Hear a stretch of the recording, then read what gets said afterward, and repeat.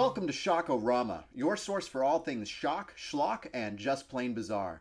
I'm Ben Sherman, and yes, there has been a bit of a gap between this video and my last upload. I was a bit busy. I was proposing to my girlfriend and all-around incredible person, Athena P, and we're engaged now.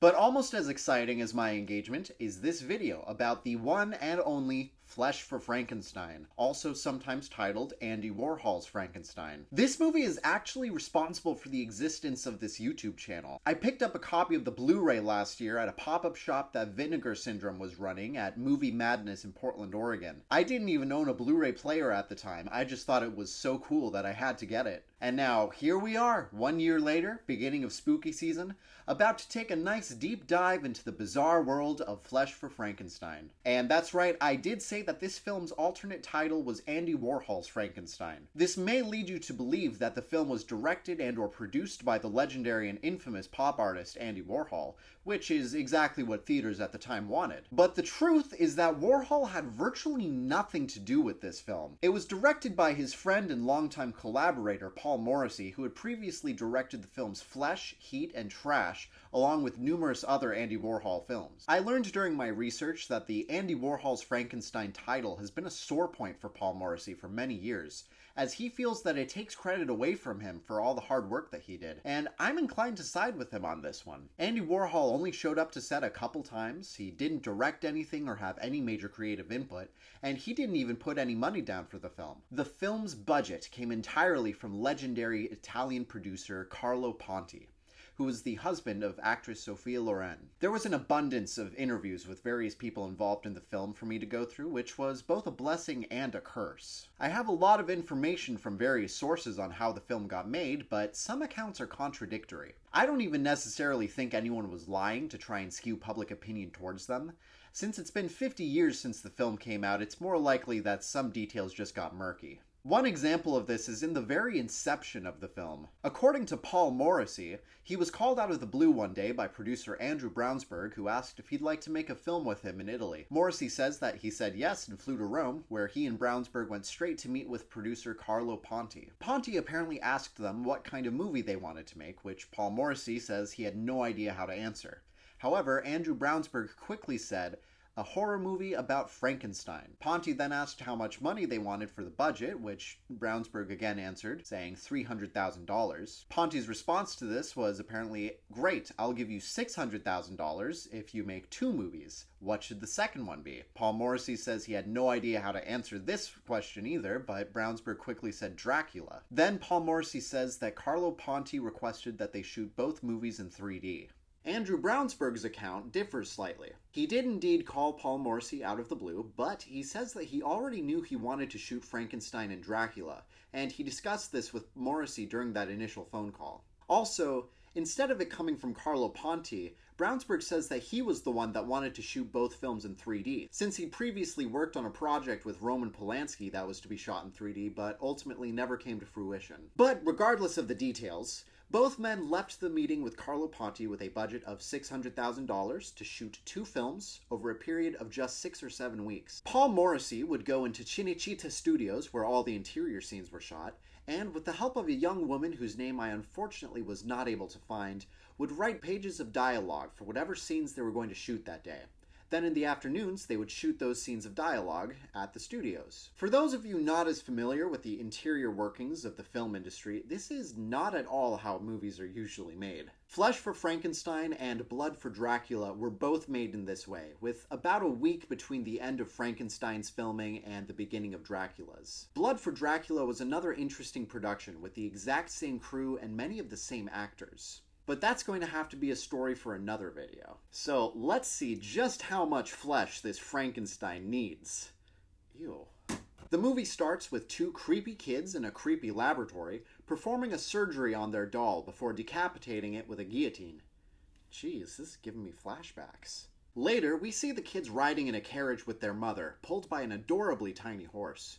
The mother stops the carriage by a man playing the bagpipes and asks him what he is playing, but she does this in a very passive-aggressive way where it seems like she's threatening him if he doesn't stop playing. Classism is a major theme in this movie and in Blood for Dracula, which makes sense considering Paul Morrissey's previous boundary-pushing work with Andy Warhol. The mother notices someone in the cart behind the bagpipes player and is disgusted to discover a young man and woman engaging in some premarital naughtiness instead of working. Meanwhile, at the castle, Baron Frankenstein is chastising his assistant Otto for not properly cleaning their laboratory. He goes into a monologue about their work, which involves putting together not one but two monsters, one male and one female. He wants to make them beautiful so that they will mate and give birth to a new species of human, which Frankenstein will naturally control. This Frankenstein is probably the grossest out of the three movies I've covered so far, and if that's not enough, his wife is also his sister. We've got a real Lannister vibe going with this family, if you know what I'm saying.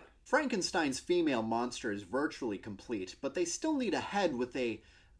Sorry, Baron, what were you looking for again?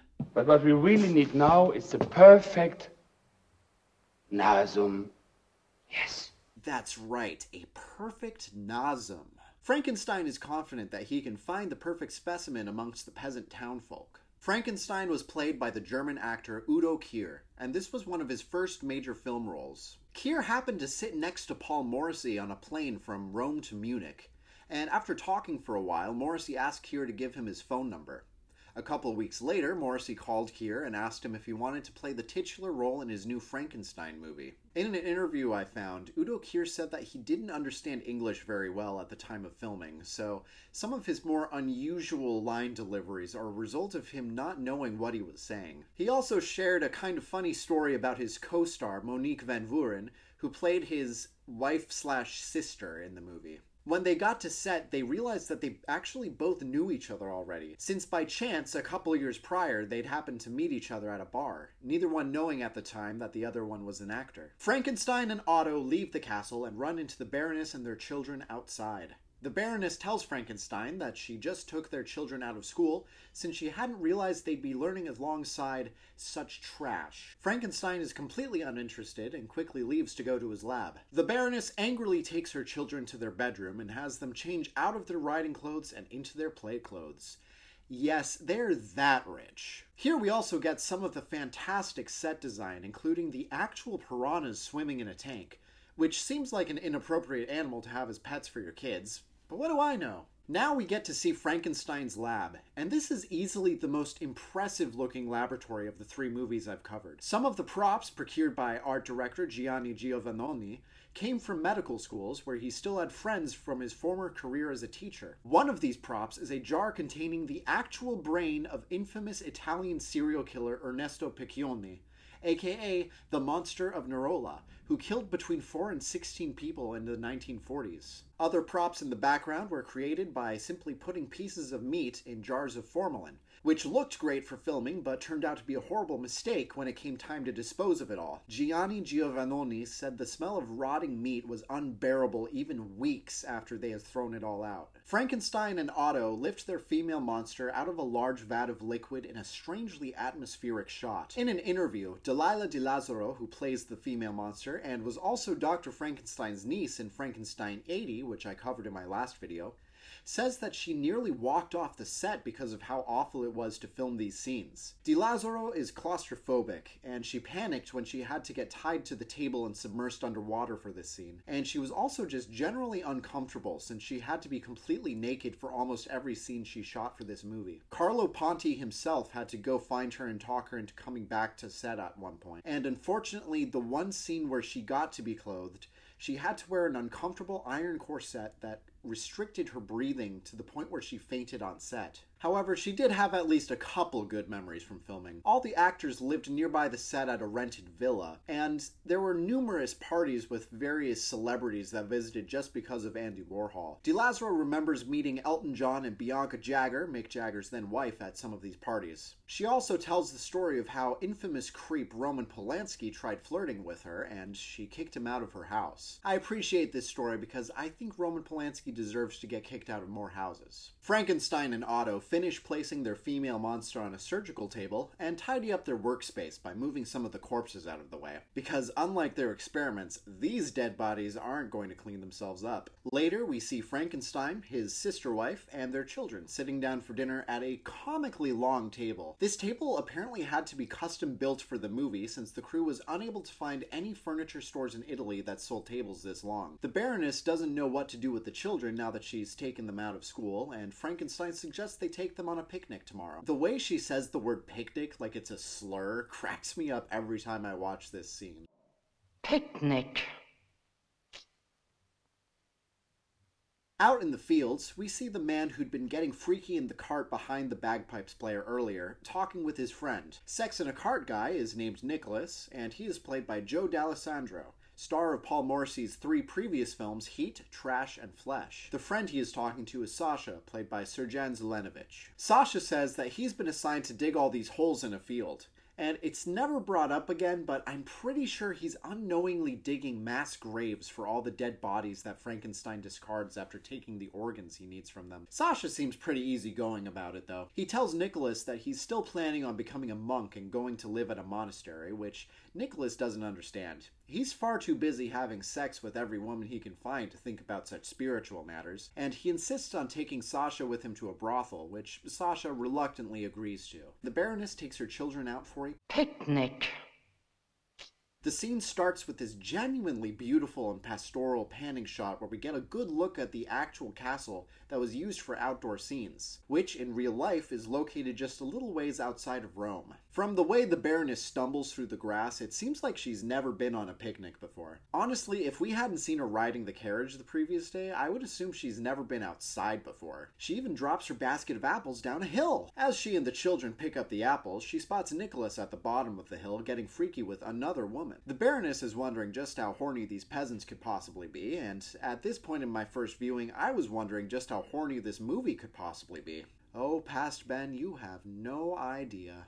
The Baroness sends the woman away, but asks Nicholas to come to see her at the castle the next day. Then she gathers the children, and they go off to find a less horny area to have their picnic. Back at the lab, Otto and Frankenstein are still working on the body of the male monster. They still haven't found the perfect head, and Frankenstein again reiterates the importance of finding the perfect specimen with the perfect Nasum. Yes. Frankenstein tells Otto that he knows where they can find this perfect specimen. At a local bordello. Otto is shocked to hear that his master even knows of the existence of such places, which would be adorable if they weren't such awful people. Frankenstein doesn't have good things to say about bordellos, though.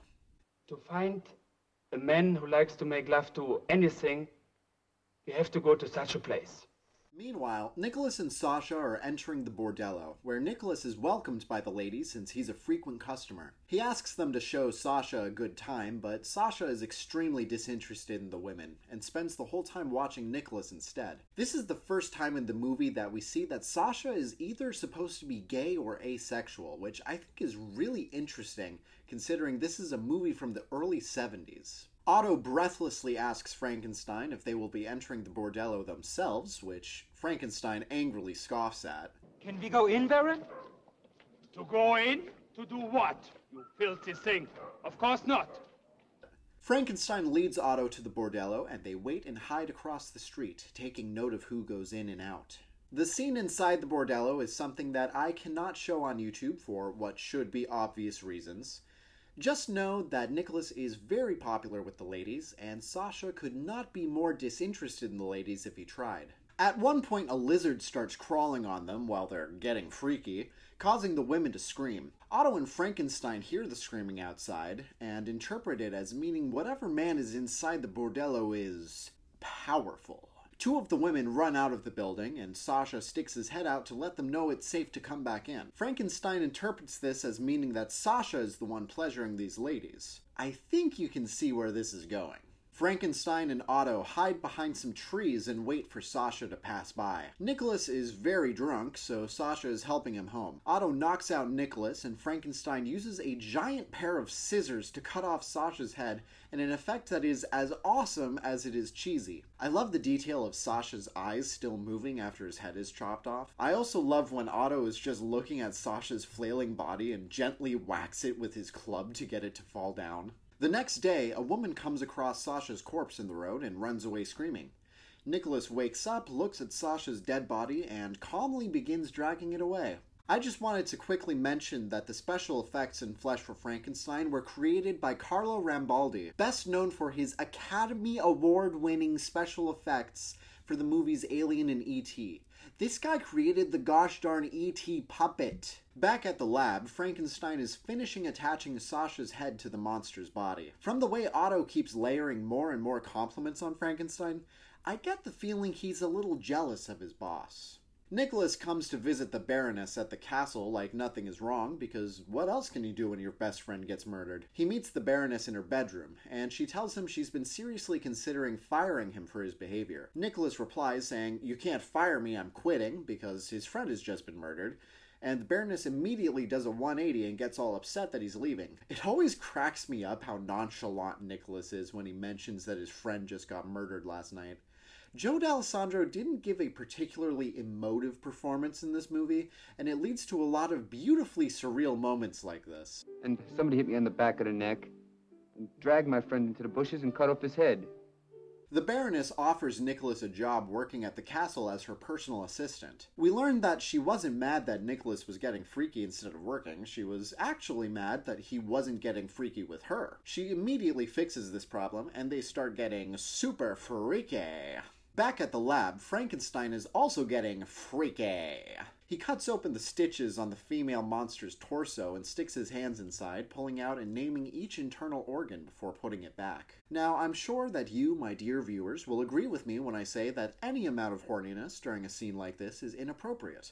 But Frankenstein goes above and beyond by getting way too horny. This is actually a pretty impressive performance by actor Udo Kier, who in an interview said that the meat used for the internal organs in this scene wasn't stored properly, and so by the time they started shooting, it smelled absolutely horrible. After finishing up with Nicholas, the Baroness tells him the castle has numerous baths and showers, and she expects him to take full advantage of them. This is a pretty reasonable request, since he has some seriously greasy hair. Checking back in on Baron Frankenstein, he's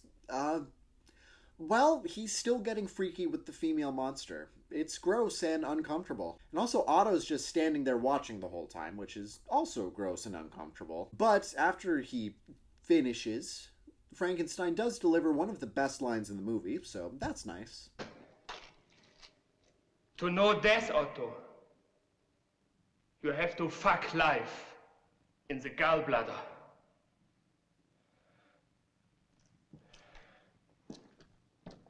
This next scene has really nothing to do with the plot, but I just love watching the Baroness struggle to have natural human interactions. She's walking around outside the castle with Nicholas and the children, and she distracts the children by making them stand 5 feet away and look out over the wall, and then she loudly asks Nicholas to accompany her alone.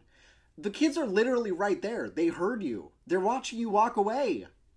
She's so weird. After some more scenes between the Baroness and Nicholas that are too spicy for YouTube, Frankenstein and Otto are ready to bring their creations to life. They attach various electrodes to both of the monsters and activate their machinery. The electrical machine props for this scene look great and are reminiscent of the ones from Dracula vs. Frankenstein, though instead of looking old and dusty, these ones are meant to look new and stylish. The monsters are brought to life, and Frankenstein starts testing their ability to follow his commands and gushing about how impressive his creations are. Look, their reflex function beautifully. How supper. Sir, those are some of the stiffest and most unnatural looking movements I've ever seen. Frankenstein gets way too excited about wanting the female monster to have kids, and then has Otto help get them ready for dinner, where he will show them off to his family. At the Baroness's request, Nicholas is serving dinner that night, mostly so the Baroness can rub her new manservant/boy toy in her brother-husband's face. When she sees that Frankenstein has 2 guests, the Baroness says that she should have brought in a second manservant. Okay, calm down. Please, your children are right there. Nicholas and the Sasha monster share a look of recognition, which Frankenstein notices. The Baroness tries to talk to the female monster, but she isn't capable of speaking yet, so she just sits there awkwardly. After dinner, the Baroness asks Nicholas what the hell was going on between him and Frankenstein's guests. Nicholas explains that the man was his murdered friend Sasha, only now he was much taller for some reason. The Baroness immediately loses interest in all of this and starts fondling Nicholas when he tries asking her to help him get into Frankenstein's lab. The children are already a step ahead and have snuck into the lab, where they steal a severed hand for some reason. We never see that hand again, and it's never explained why they stole it, so I'll leave it up to you to decide just what exactly they do with it. They also experience this surreal scene where a cabinet is opened to reveal a pair of lungs breathing on their own. Nicholas and the Baroness are getting freaky again in her room, but this time we see Frankenstein watching them through a peephole in one of the paintings on the walls. Nicholas is still trying to ask the Baroness to help him sneak into Frankenstein's lab, but she's too preoccupied with sucking on his armpit. Wait, what? Why is she doing that? The kids hear someone coming and quickly exit through a corridor leading to an abandoned part of the castle. Here we get our requisite scene of scary rats and bats and spiderwebs. That's fun. Frankenstein and Otto lead the monsters into the lab, and Frankenstein angrily asks why his monsters were so interested in the Baroness's new manservant. For no apparent reason, the maid, Olga, decides to wander into the lab. Otto enters behind her and starts chasing her around and flapping his tongue. Oh my God, dude, put that away. Gross. He chases her into the abandoned section of the castle where he eventually corners her. Not very far away, Nicholas is wandering around trying to get into the lab himself, but is found by Frankenstein instead. Frankenstein angrily tells Nick he isn't allowed in this part of the castle and kicks him out. You won't have your job much longer. I wasn't planning on keeping it anyway. Why, going back to the farm? Maybe. God, this guy delivers every single one of his lines in the same monotone. It's incredible. Otto continues attacking Olga and winds up disemboweling her, and she collapses over an iron grating where her guts dangle down towards the camera in a shot obviously intended to take advantage of the 3D technology they were using. This whole scene where the maid gets killed was added after the rest of the movie had been finished, because when watching it back, the filmmakers realized that they had no idea what happens to Olga.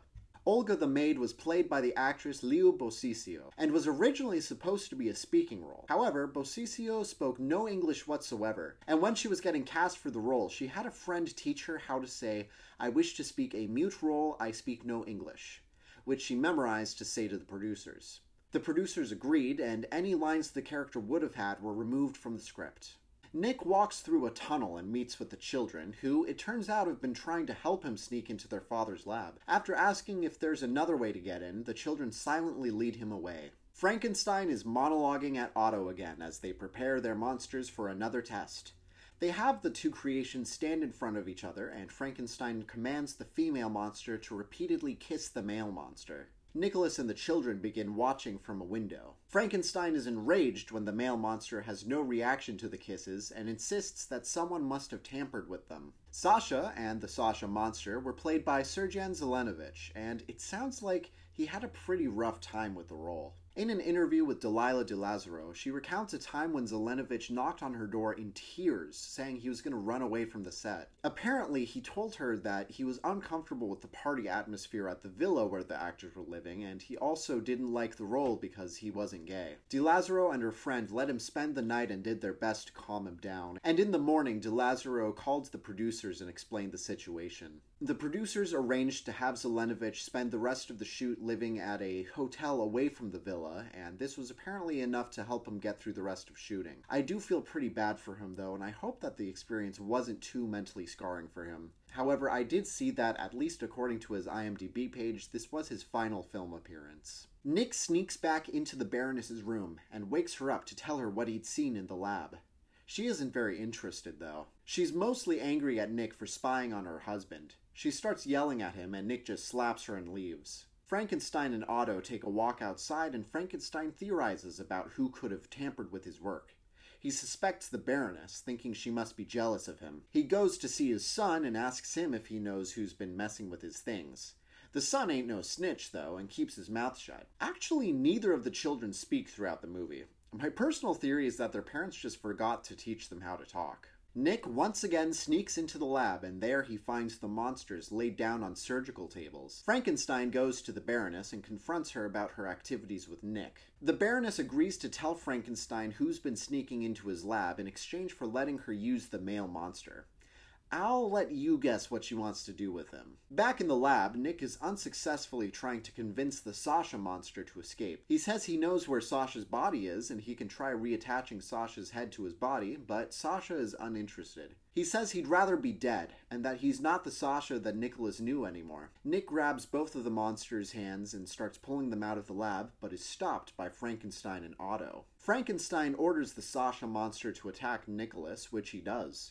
There's a short fight, but ultimately Nick is knocked unconscious. Frankenstein has Otto tie him up and declares that he will put Nick's brain in the Sasha monster in order to fix it. The Baroness enters and looks around in mild interest at everything around her, then asks Frankenstein to give her the Sasha monster. Frankenstein orders the Sasha monster to obey all of her orders, and the Baroness leads him away. Otto gets angry that Frankenstein is allowing his sister wife to use their creation like this, but Frankenstein puts Otto in his place and orders him to tie up Nick and put away the female monster. Then Frankenstein leaves. The Baroness takes the Sasha monster to her room where she undresses him and starts ordering him to touch her. At first, things seem to be going all right, but when she orders the monster to hold and squeeze her, he starts squeezing too tight, eventually killing her by breaking her back. Otto has tied up Nick, who is now awake, and probably wishes he was still unconscious since Otto has begun delivering an incel rant from hell, saying how Frankenstein owes him for all the work he's done, and that he deserves to have the female monster more than the Baroness deserves to have the male monster. He goes to the female monster, and we see her gasp in pain as he accidentally disembowels her,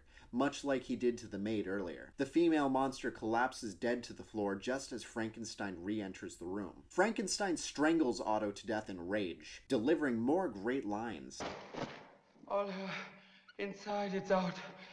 As soon as Otto is dead, the Sasha monster comes in carrying the Baroness's dead body, and just adds her to the steadily accumulating pile of dead bodies in the middle of the floor. Frankenstein is horrified by the death of his sister wife, and he screams at Sasha to kill Nick, but this time, Sasha doesn't want to obey. He severs Frankenstein's hand by closing a door on it as he tries to escape, and we get some seriously impressive blood spray as he staggers around. I love how he throws the severed hand at Nick, and Nick just cringes in disgust. Frankenstein picks up a scalpel and staggers towards Nick to kill him, but Sasha impales him with some kind of spear hook thing that pushes his stomach straight out to the camera in another shot obviously designed for 3D. And please don't misinterpret me, I think the 3D gimmick adds a level of camp to the gore that really pushes this film up a notch. Frankenstein delivers an impressively long monologue before finally dying. Nick asks Sasha to let him down so they can escape together, but Sasha refuses to release Nick because he would still rather die here than try returning to a normal life. But I think it's kind of a dick move to leave Nick literally hanging there. He could totally free Nick and then just refuse to leave. What's Nick gonna do? Push him out? He's like 7 feet tall now, and we just saw that he's strong enough to break a grown human's spine with his bare hands. Sasha decides to inflict further trauma upon Nick by disemboweling himself right in front of him in a final awesome gore effect. The children walk in and survey the pile of bodies and Nick strung up above them. One of them picks up a scalpel while the other uses a pulley to raise Nick even higher, so we get the feeling he's not long for this world. And that's how the movie ends. Flesh for Frankenstein encapsulates everything that I love about obscure old horror movies. Bizarre acting choices, random industry legends involved, nonsensical but extremely fun plot, and fantastic gore effects. I first learned about this movie when I blindly picked up a copy of the Blu-ray at a pop-up shop that the company Vinegar Syndrome was running in Movie Madness at Portland, Oregon last year. This was also the first time I'd heard of Vinegar Syndrome, a company that releases some absolutely fantastic Blu-rays and 4Ks of cult classic and little-known films. Needless to say, I now have an addiction to collecting Blu-rays of some of the worst films no one's ever heard of. At some point, I'd like to make a video covering Blood for Dracula, which was filmed just a week after Frankenstein had wrapped production and features some of the same cast and all of the exact same crew as Frankenstein. Perhaps this will be part of a Dracula trilogy, since I did notice in a recent poll that Dracula seems to be most of your favorite classic monster. If you made it this far, thank you so much for watching. As always, this video was so much fun to make, and I love sharing my passion for weird old movies with everyone. I do have a special Halloween double feature coming up that I made with my beautiful fiancée Athena P, so hopefully those videos will both be up at the same time, so be sure to check those out. And until next time, stay weird.